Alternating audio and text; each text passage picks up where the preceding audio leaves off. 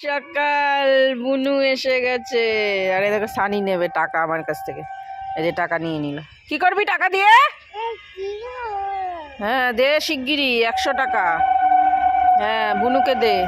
হ্যাঁ ও বুনু, তোমার চুল এটা কি বুনু?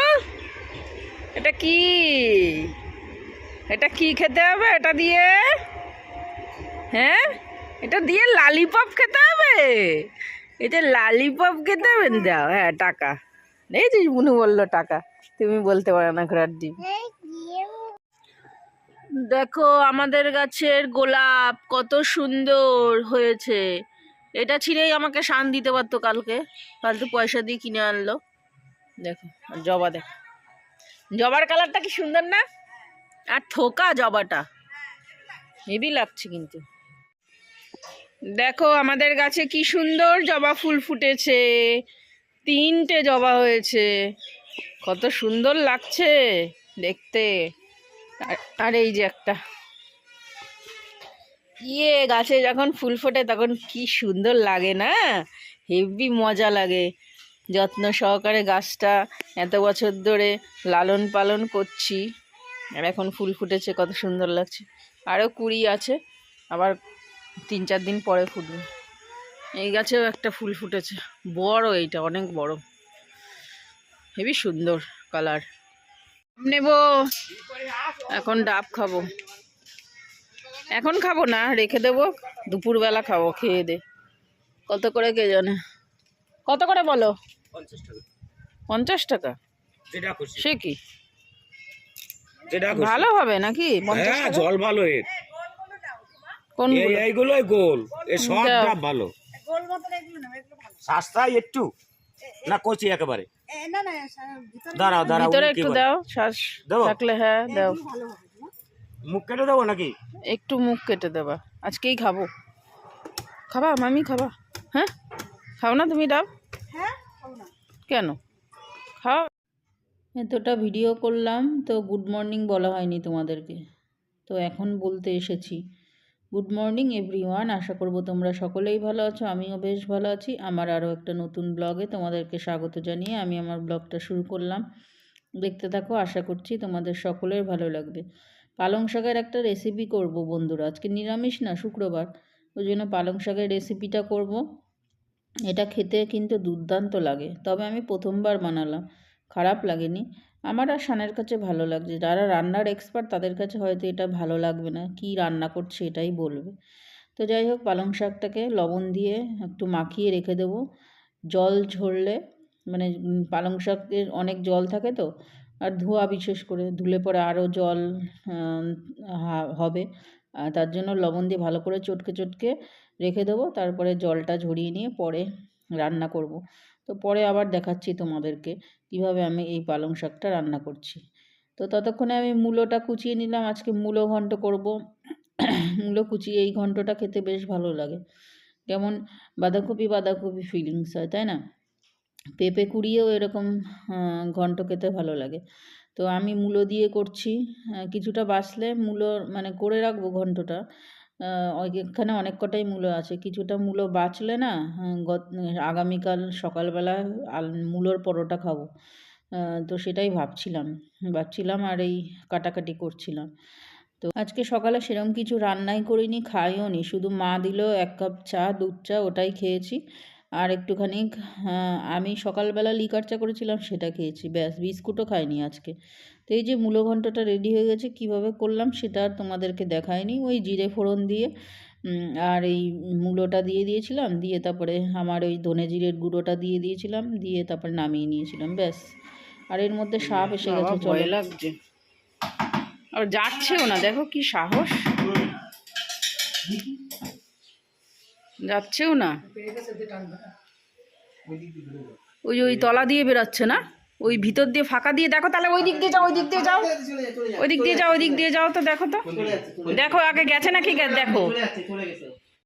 আর কি রান্না করব আজকে, না সাপ ঢুকেছে ঘরের মধ্যে। রান্নায় মূলো ঘন্ট করতে করতে পিছনে তাকিয়েছি, দেখি কি একটা, সবাই তো বলছে লাউ ডগা। তো সেটা নিয়ে এতক্ষণ পর্যন্ত চলছিল দৌড়াদৌড়ি। তো এখন বেলা 1টা বেজে গেছে, এখনও আমার রান্না কমপ্লিট হয়নি আজকে। তো ওই যে সেই দেখালাম মূলোটা ভিজিয়ে রেখেছিলাম লবণের মধ্যে, তো সেটা দেখে কতটা জল বেরিয়েছে দেখেছো? তো জলটা সব ছেঁকে তুলে মূলোগুলোকে ভালো করে ছেঁকে নিলাম জলের থেকে। তারপর লবণ হলুদ দিলাম, একটুখানি বেসন দিলাম, লঙ্কা দিলাম, দিয়ে ভালো করে এবার চটকে চটকে মাখছি। এটা বড়া হবে, বড়া দিয়ে তারপরে আলু দিয়ে ঝোল করব। তো এটা আমি নেটে দেখলাম কালকে যে নিরামিষের দিনে কি রান্না করে খায় মানুষে, তো তার জন্য নেটে দেখে সেই রান্নাটাই করছি আজকে। তো বড়ার ফার্স্টের ব্যাচ করব। তো বড়াগুলো বেশি হয়নি, ওই 10-12টা মতো হয়েছে। তার মধ্যে ঝোলের মধ্যে দেওয়ার জন্য 5-6টা, কারণ শান সবই খেয়ে নিয়েছে ভাত দিয়ে। গরম গরম ভাতের সাথে ও এরকম বড়াগুলো, পালং শাকের বড়াগুলো সবই খেয়ে নিয়েছে। ঝোলে প্রায় 3-4টে দিয়েছি। তো আমি পরে বকবক করছিলাম যে এই তুই বলে খাবি না, আবার খেলি কেন? বলছে হেভি হয়েছে মা, হেভি হয়েছে। তো সেই জন্য আর আমি কিছু বললাম না। বাচ্চারা খেলেই তো বেশ ভালো লাগে, হ্যাঁ, বানাতে ইচ্ছা করে। তো তার জন্য বানিয়েছি আর কি। তো দেখলাম প্রথম দিন ট্রাই করে যে কীরকম হবে না হবে। ওই জন্য প্রথম দিন দেখলাম ট্রাই করে, পরে যখন পালং শাক আনবো 2 আঁটি 3 আঁটি, তখন আবার এরকমভাবে নিরামিষের দিনে রান্না করব। পেঁয়াজও দেওয়া যায়, আমি দেখেছিলাম যে পেঁয়াজ দিচ্ছিল। যে তোমার এই যে পালং শাকের মধ্যেটায় ওরা পেঁয়াজ কুচিয়ে, মানে একেবারে কুচায়নি, ওই হালকা হালকা গ্রেট করা ওই রকম পেঁয়াজ, রসুন, আদা, লঙ্কা এইগুলো দিয়েছিল এই পালং শাকের যখন বড়াটা তৈরি হবে, ঝোলের মধ্যে না কিন্তু। তো যাই হোক, আমি আর নিরামিষের দিনে আর পেঁয়াজ টেয়াজ দিইনি। এবারে জিরে ফোড়ন দিয়ে দিয়েছি তেলের ওপরে, ওই কড়াইতেই অল্প একটু সামান্য তেল দিয়েছি, দিয়ে আলু ছেড়ে দিলাম। আলুটাকে প্রেশার কুকারে সিদ্ধ করে নিয়েছিলাম, দিয়ে খোসা অল্প একটু উঠেছে, সেইগুলোই তেলের পরে দিয়ে দিলাম। আর মশলা দিয়েছি ধনে জিরে গুঁড়ো আর লঙ্কা আর টমেটো দিয়ে। এবারে ঝোলটা ফুটে গেলে পালং শাকের বড়াগুলো দিলাম। তো পালং শাকের বড়াগুলো দিয়ে তারপরে ঝোলটা ফুটিয়ে গেলো, তারপরে নামিয়ে নিলাম। ধনেপাতা তো দিয়েই দিয়েছিলাম। তো একদম সিম্পল রেসিপি, হালকা পাতলা তেল, কোনো তেল বেশি মশলাও নেই, তেলও অল্প তেলে রান্না। এখন তো সবাই হেলথ কনসিয়াস, হেলথের জন্য অনেকেই অনেক কিছু করছে। তো আমি এখন অল্প তেলেই রান্না করার চেষ্টা করছি।